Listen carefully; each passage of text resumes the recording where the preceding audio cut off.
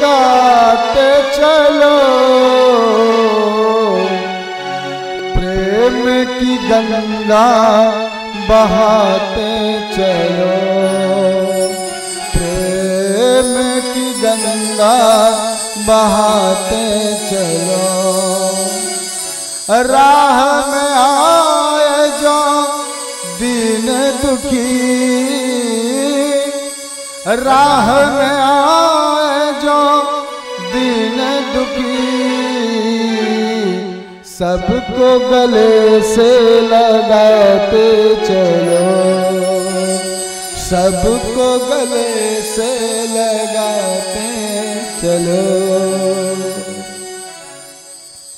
जब ये हो जाएगा तो ब्रजमंडल का आनंद और वो प्रेम ठाकुर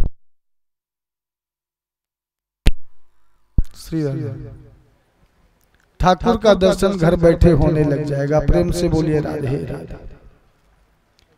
आज ब्रज के ब्रजवासियों ने उस दुष्टा पूतना के शरीर को काट काट करके आग में जलाने लग गए। स्वामी सुखदेव जी कहते राजन, पूतना को जलाया ये बड़ी बात नहीं है, शरीर को काटा ये भी बड़ी बात नहीं है। बात तो बड़ी तब भई कि जब पूतना के शरीर को जलाया गया तो उससे क्या खुशबू आ रही थी, सुगंध आ रही थी, जैसे कोई मलयागिर चंदन की खुशबू आ रही थी, जैसे मलयागिर चंदन की लकड़ी जलाई जा रही हो। सुखदेव जी के परिचित कहते हैं गुरुदेव, ऐसी दुष्ट पूतना को तो हजारों वर्ष नरक में रहना चाहिए और ऐसी गति रति इसे कैसे मिले। सुखदेव जी कहते हैं राजन, पूतना लोक बालघनी राक्षस रुधिरासना जिघांसयापि हरये स्तनम दत्वा पसद्गतिम। सुखदेव जी कहते राजन, अच्छा तुम ही बताओ पूतना में ऐसा क्या रहा कि पूतना को ऐसी सुंदर गति रति प्रभु ने प्रदान कर। परीक्षित जी ने कहा इसने किसी जन्म में बड़ी तपस्या करी होगी। बोले नहीं। तो सरकार इसका खान पीन अच्छा रहा होगा। बोले रुधिरासना, रुधिर पीती थी तो इसका नाम बढ़िया। बोले नहीं, नाम है पूतना। पूतना जिसके पास पूत है ही नहीं है, पूतना। तो महाराज ये भक्ति करी होगी। बोले नहीं, लोक बालघनी छोटे छोटे बच्चों की हत्यारणी है, हत्या करती है। खान पीन में रुधिरासना, रुधिर पीती है। जिघांसयापि, कर्म अच्छा होगा। बोले नहीं, कर्म भी दूसरे को मारना है, अच्छा नहीं है। तो प्रभु क्यों इसको सदगति प्रदान करी? तो सुखदेव जी कहते हैं स्तनम दत्वा पसद्गति, स्तनम दत्वा पसद्गति। भगवान इतनी कृपालु हैं, इतने दयालु हैं, इतने करुणावान हैं कि बहाना चाहिए तारने के लिए, प्रभु को सिर्फ बहाना चाहिए। और यहाँ पर बहाना क्या मिल गया कि पूतना काम तो वो किया है जो मैया यशोदा करेंगे। यशोदा मुझे अपना प्यार से स्तन पान कराएंगी और ये पूतना मारने के उद्देश्य से करवा रही है। पर मैं तो या पूतना को वही गति दूंगा जो गति माँ यशोदा को मिलेगी। वो गति सबसे पहले, उनसे भी पहले पूतना को मेरे प्रभु ने, करुणावान गोविंद ने प्रदान कर दी। प्रेम से बोलिए राधे राधे। भला ऐसे कृपालु दयालु भक्त वत्सल की जो चरण शरण ग्रहण नहीं करता तो इस धरती में किसी माँ के गर्भ से जन्म लेने के बाद इस धरती का भार ही तो हुआ, खुद तो पापी हुआ, माँ के गर्भ को दूषित कर दिया। ऐसे हम नहीं कहते, सुखदेव जी कहते हैं कि जो इस धरा में जन्म लिया, यदि भगवान के चरणों में प्रीति ना भई, ऐसे ही मर गया, वो धरती का भार है। माँ के गर्भ को और दूषित कर दिया, यहां तक कहते हैं। ऐसे पापी का तो जन्म ही नहीं होना चाहिए। ऐसा तो भगवान के चरणों में प्रीति हो, जैसे भी हो, मानव का तन मिला है तो प्रभु चरणों के भक्त होना चाहिए, भक्ति होना चाहिए, प्रेम मिलना चाहिए।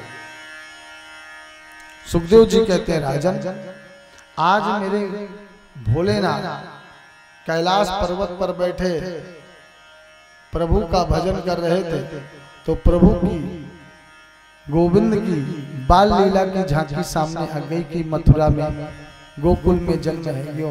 और जैसे मेरी प्रभु की उस वांगमयी छवि का दर्शन भोलेनाथ को हुआ, रहा नहीं गया, कैलाश छोड़कर सीधे गोकुल में आ गए।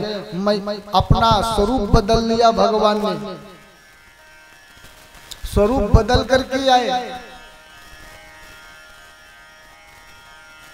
ज्योतिषाचार्य श्री शंकरानंद जी महाराज बन करके आए, पर भोलेनाथ जी चाहे अपने शरीर को जितना परिवर्तित कर ले, कछु न कछु तो रह जाए।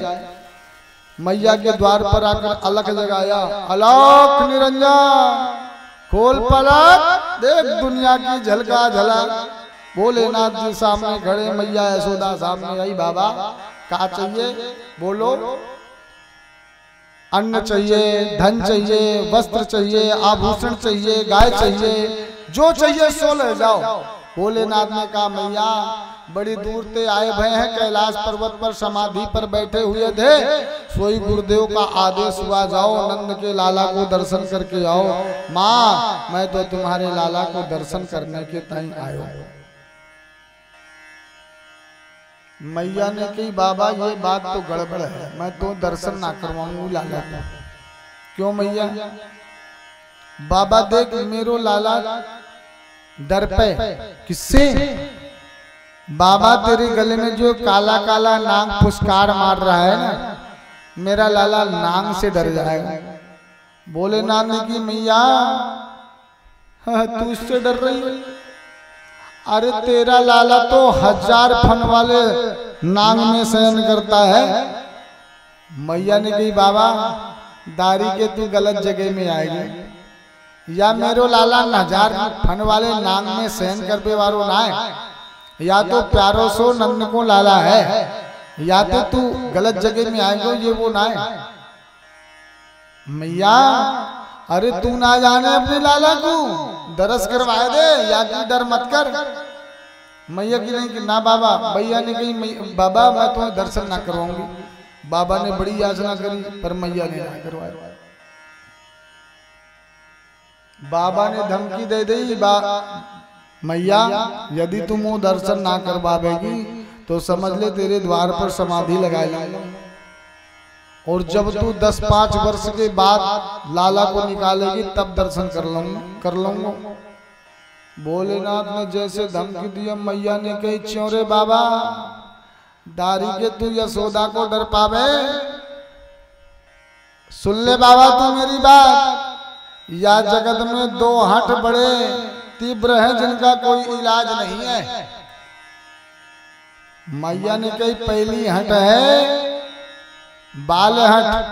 बालक अपने हट में आ जाए तो माता पिता को वो करना ही पड़ता है। और दूसरी हट तू जाने बाबा, यदि बता दूंगी ना तो हवा खिसक जाएगी।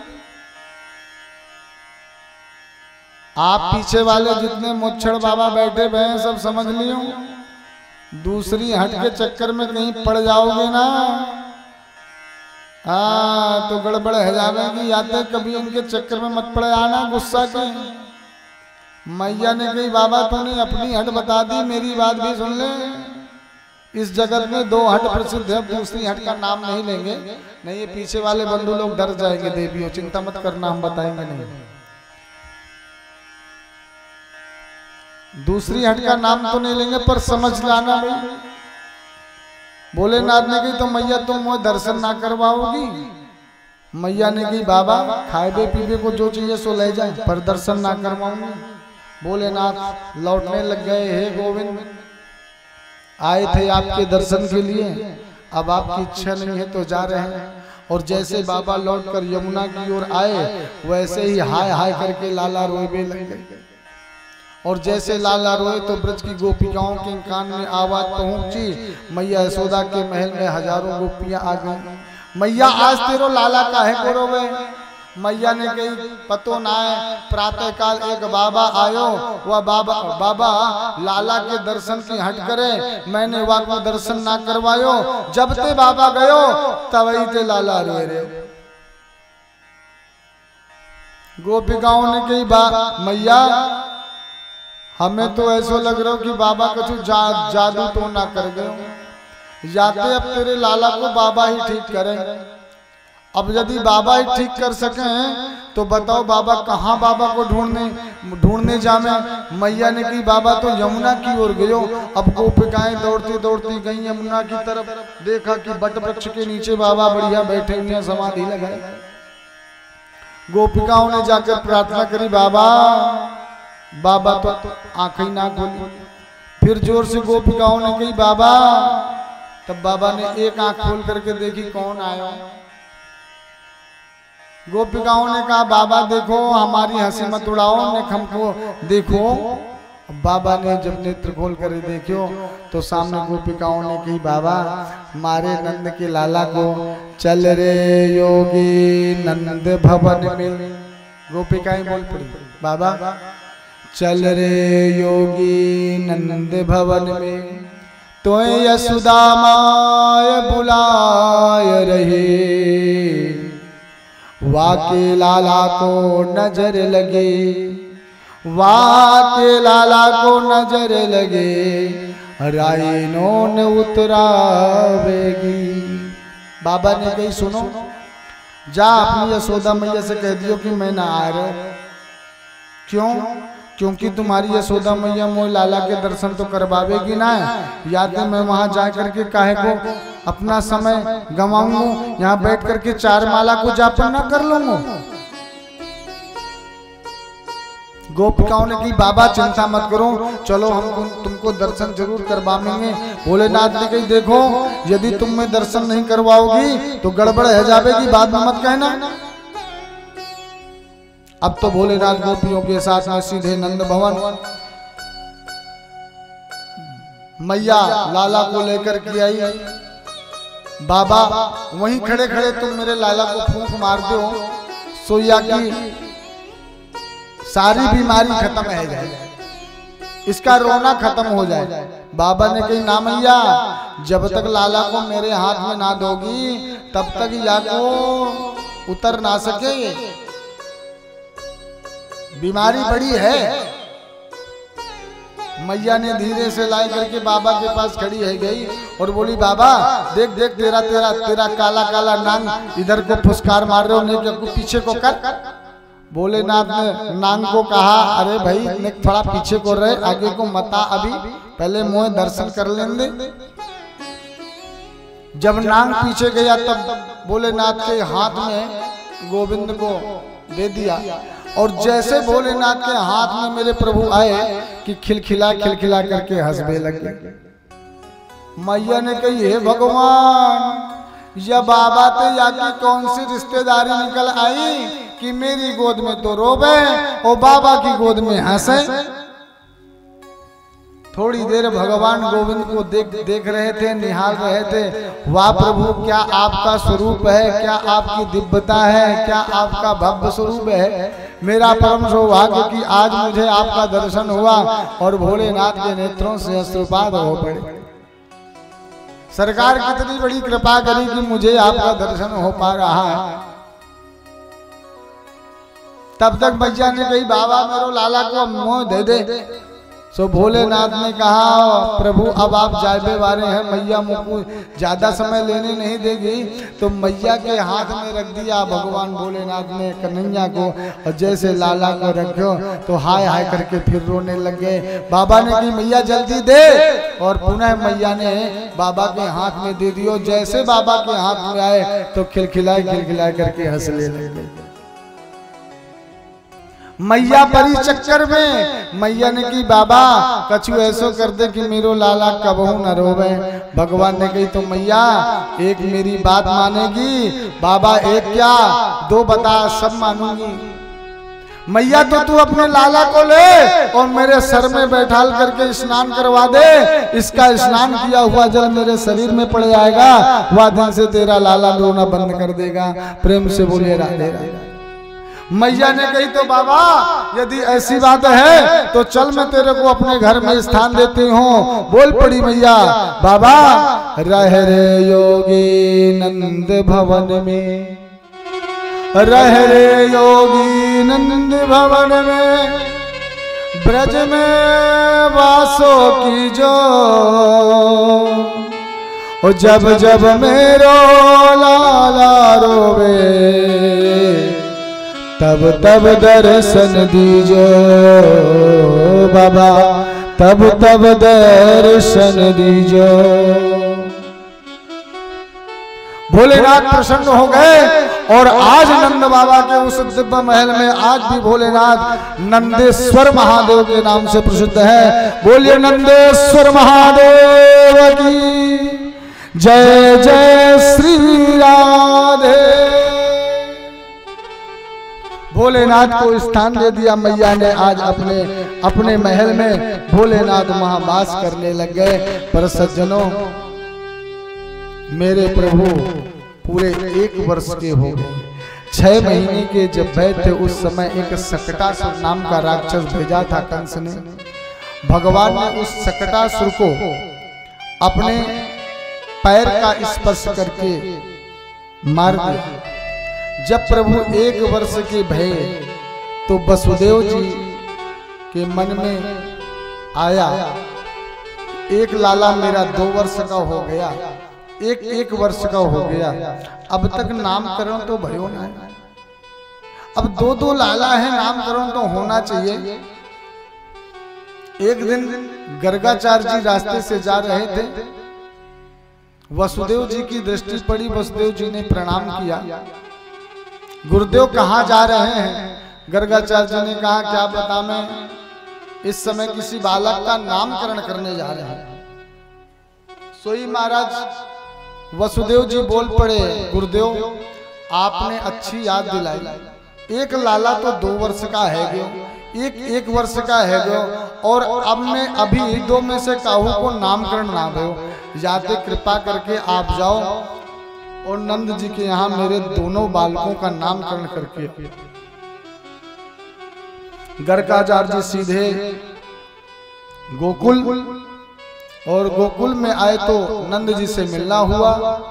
नंद जी ने पूछा, गर्गाचार्य जी ने कहा किसी नामकरण करने जा रहे हैं किसी बालक का। नंद जी ने कहा बाबा गुरुदेव चलो आज हमारे बालकों का भी नामकरण कर दीजिए। एक वर्ष का है क्यों, एक 2 वर्ष का है क्यों। गर्गाचार्य जी ने कहा नंद जी पहले तो मैं तुम्हारा आचार्य नहीं हूं, दूसरा यदि मैं फिर भी आपके बालकों का नामकरण करने जाऊं तो आप कोई भी काम बड़े उत्सव से करते हैं।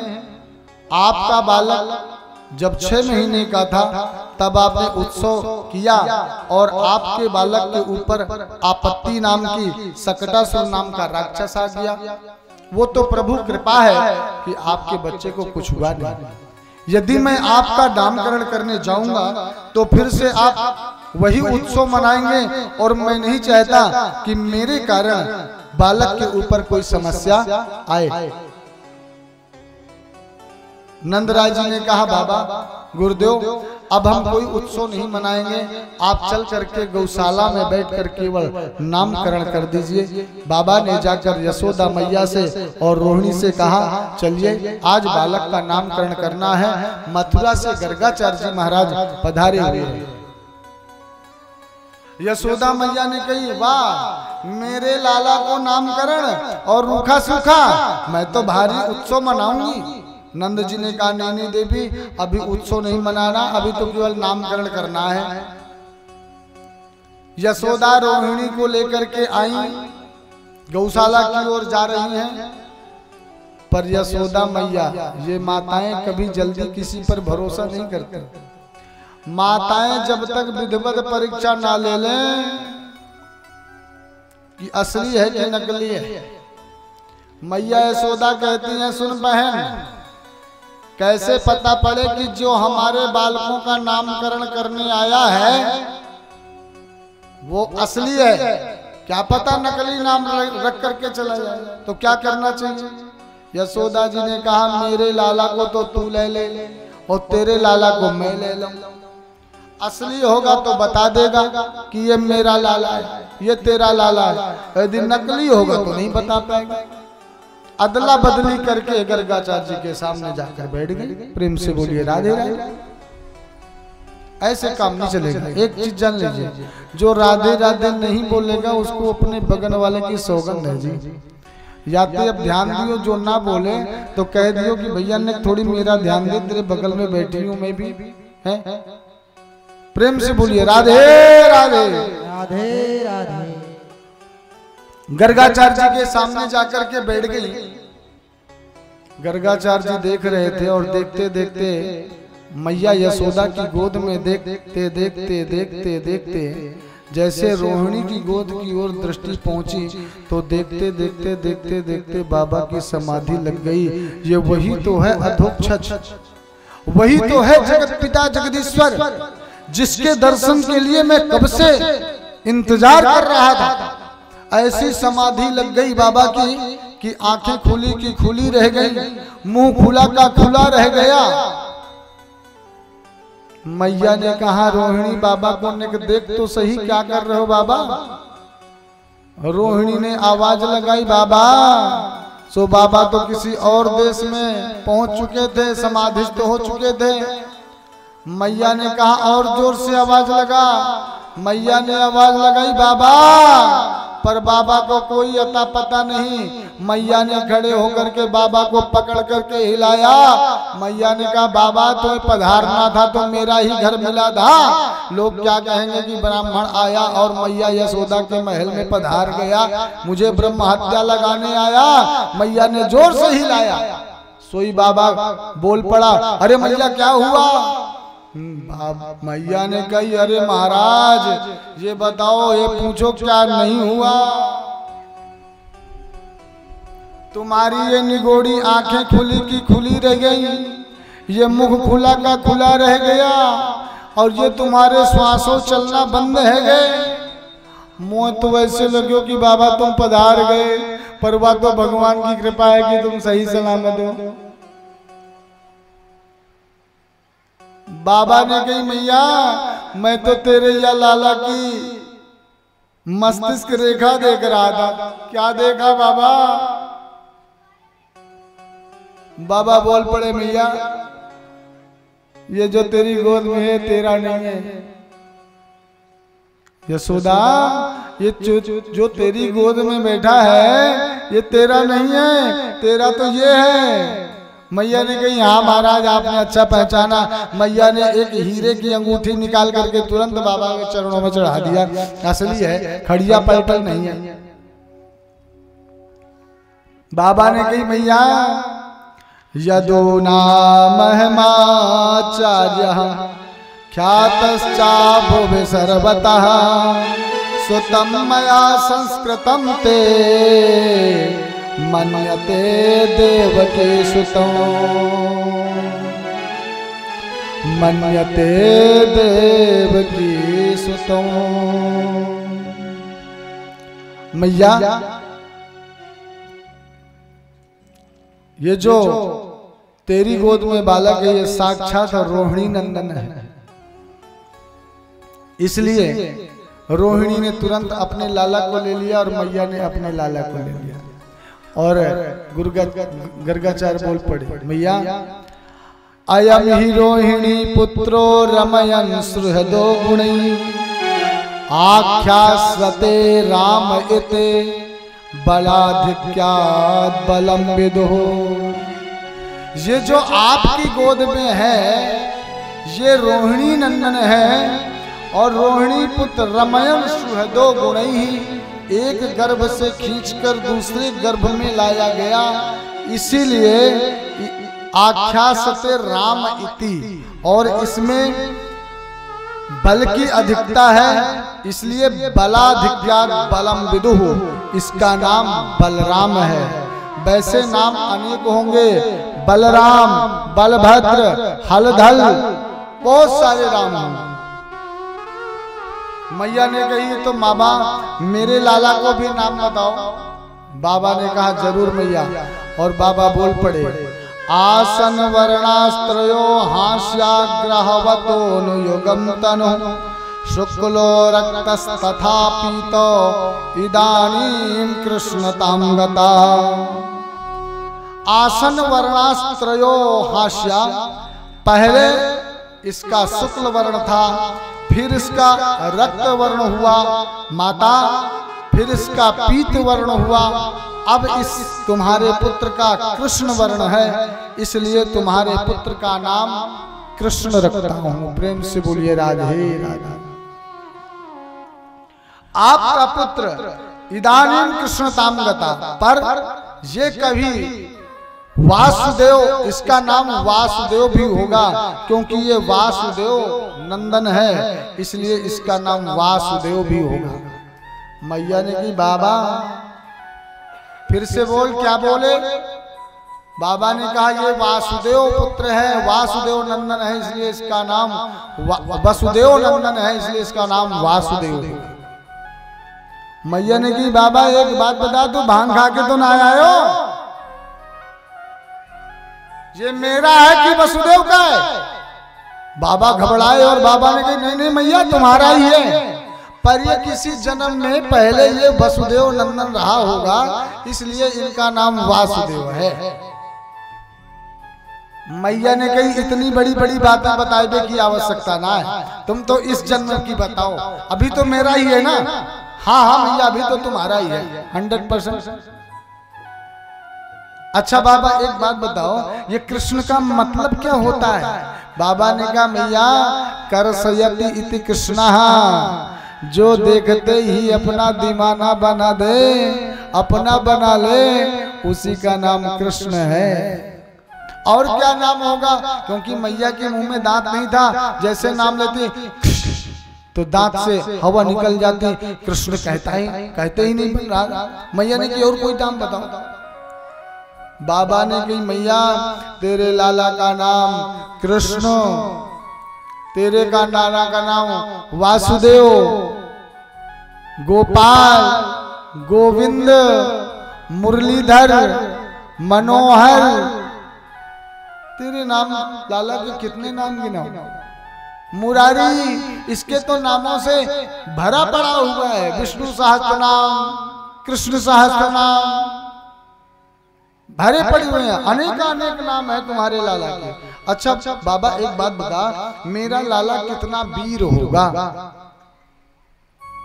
बाबा ने कही मैया तेरा लाला इतना वीर होगा कि इसके जैसा दूसरा कोई योद्धा ही नहीं होगा।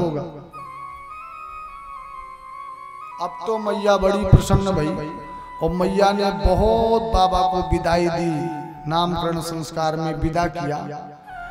पर पंडित जी चाहे जितना अच्छा नाम रख दे गुरुदेव, परी माताओं का घर वाला जो प्यार वाला, दुलार वाला, वात्सल्य वाला नाम जो होता है टिंकू पिंकू, वो अलग ही होता है। पंडित जी कितना बढ़िया नाम रख देंगे, पर दो चार नाम अपने घर में रखेंगी बच्चे का, तभी इनके हृदय में थोड़ी शीतलता आती है। नहीं जब तक दो चार नाम नहीं रख लेंगी तब तक पंडित जी का नाम सही लगता ही नहीं। मैया यशोदा ने कही सुन बे, गुरु जी ने जो नाम रखा वो ठीक है, परंतु हम इन नामों को नहीं बोलेंगे। तो क्या बोलेंगे? बोले देख हम तो सीधे सीधे दो नाम रखेंगे, एक तेरे लाला को, एक मेरे लाला को।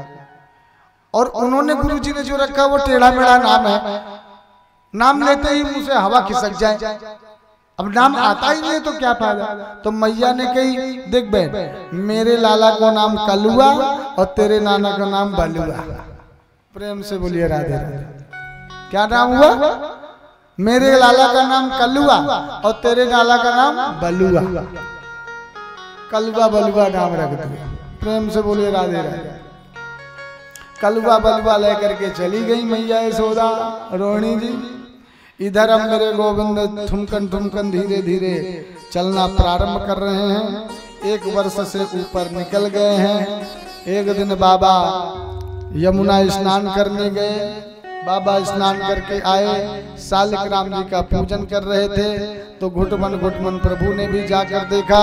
स्वामी सुखदेव जी कहते हैं, राजन, प्रभु ने देखा कि बाबा नित्य प्रति शालिग्राम जी को शहद, दूध, दही सब में स्नान करवाते हैं। भगवान मीठा देखते, शहद देखते, दूध देखते, दही देखते, माखन देखते तो मुंह में पानी आ जाता, जीभ पटकने लग जाते। बाबा ध्यान करने को बैठे तो मेरे गोविंद ने जाकर सोच रहे थे कि अभी इतना बढ़िया बढ़िया स्नान किए हैं, ये कितने मीठे है गए होंगे। तो भगवान घुटमन गए और शालिग्राम जी को लेकर के मुख में रख लिया। जैसे माला पूरी भई, बाबा ने देखा शालिग्राम भगवान की, सामने देखा सिंहासन खाली, शालिग्राम थे ही नहीं। बाबा ने मुड़ करके देखा तो इधर खाली, और बाईं तरफ देखा तो बड़े वाले शालिग्राम विराजित थे। बाबा ने कही, चौरे लाला, तूने मेरे शालिग्रामन ने देखो। भगवान के मुंह में तो शालिग्राम भरे हुए थे गाल पे। भगवान ने कही नहीं दे। बाबा ने कही अरे लाला देखा तो होगा। भगवान ने कही पर बाबा ने सोचा या के गाल फूले फूले से लग रहे हैं, कुछ दार में काला है। सुई बाबा ने गाल में गप से मारा, सो शालिग्राम बाहर। बाबा ने कही, हे भगवान, ये छोटो सो लाला मेरे शालिग्राम भगवान को खाए गयो। जाकर के नंदरानी जी से कहा, लाला इस तरह में बिगड़ जाएगा। नंदरानी ने कही, मेरो लाला कोई शालिग्राम भगवान से कम थोड़ो ना है। जाओ अपने शालिग्राम जी को फिर से स्नान करवा दो, दोबारा से स्नान करवाए दो।